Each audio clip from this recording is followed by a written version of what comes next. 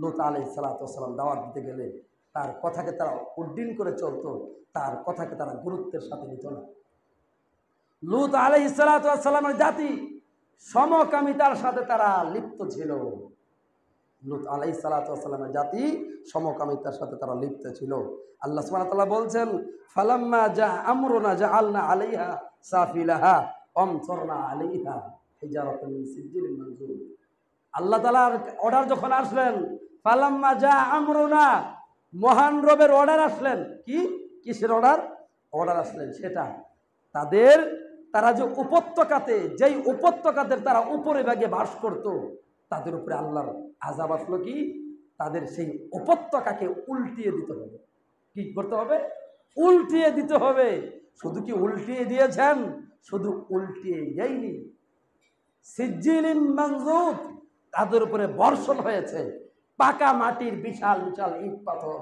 তাদের উপরে বর্ষণ হয়েছে পাকা মাটির বিশাল বিশাল ইট পাথর, বিশাল বিশাল পাথর, যেই পাথরের মধ্যে খোদাই করে নাম ছিল অমুক ব্যক্তি, অমুক ব্যক্তি, তমুক ব্যক্তি, সমস্ত ব্যক্তির নাম ধরে তাদের উপরে এই সমস্ত পাথরগুলো নিক্ষেপ করা হয়েছে।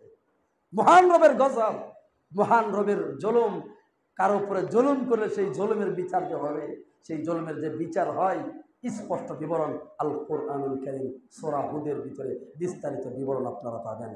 সম্মানিত মুসলিম কেরাম, আপনারা জানেন নূহ আলাইহিস সালাতু ওয়াস সালামের ঘটনা। নূহ আলাইহিস সালাতু ওয়াস সালামের জাতির কাছে যখন 950 বছর তিনি দাওয়াত দিলেন, তার জাতি তাকে নিয়ে হটকারিতা লিপ্ত।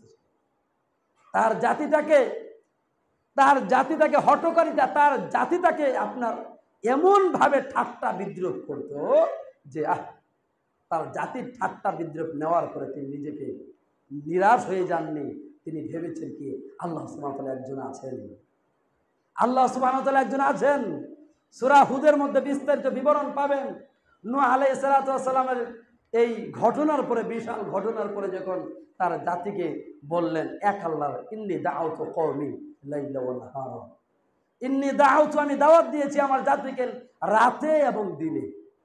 নূহ আলাইহিস সালাম মহান রবকে বলছে, আল্লাহ আমি তো আমার জাতিকে রাতে এবং দিনে দাওয়াত দিই, এবং কি গোপনে এবং প্রকাশ্যে দাওয়াত দিই, তারা তো গ্রহণ করছে না। এই বিভিন্ন ঘটনার পরে তার জাতি যখন তাকে নিয়ে হটকারিতায় লিপ্ত, ঠিক সেই মুহূর্তে সমস্ত কিছু গুটিয়ে নেওয়ার জন্য আল্লাহ সুবহানাহু ওয়া তাআলা একটা নৌকা বানাতে বললেন। নৌকার মধ্যে তার সমস্ত গোষ্ঠীদ্বয় যারা ঈমানি হালতে ছিলেন তাদেরকে বললেন, তোমরা নৌকাতে ওঠো, সফর করা হবে। মহান রবের নির্দেশ, মহান রব এই উপত্যকাকে ধ্বংস করে দেবেন, এই মহান রব এই উপত্যকাকে ধ্বংস করে